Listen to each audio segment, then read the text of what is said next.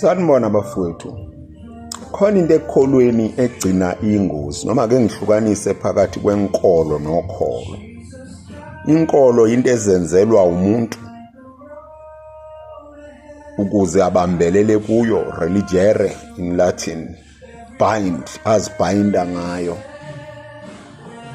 Imvamisa ethinta uNkulunkulu nokungale.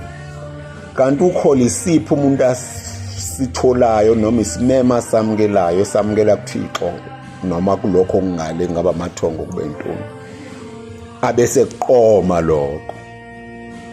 Manje lamahubo esifundela kuona namhlanje amahubo 100 verse 1 kuya ku2. Isimemo ozani sihalalisele inkosi sihlokomela inqaba yosindiso lethu. Bese sikhombisa ukuthi njengoba simenyiwe ke nje masazi ukuthi asizidalanga, sidalwe nguye. Sizimvu zedlelo lakhe nomhlambi awalusayo.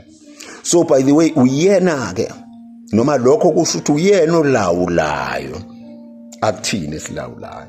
So maku ukukhonza kwakho kulawulo wena, kulawulwa imizwa yakho, kulawulwa umqondo wakho usenkolweni.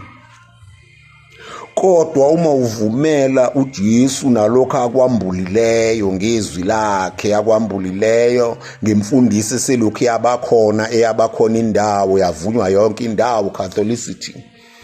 Uma sikwamukela njengoba kuvela ngesihlalo sokufundisa sebandla magisterium, uma kuvela ngomuzwa oyiwo wokholo sensum fidelium, then ngeke uzuzilawula kodwa uzolawulwa ilolo uthando ilolo kholo lwamukeleyo. Ngeke uhambe ngokwakho. Up to you to choose. Usenkolweni noma usukholweni. Amen.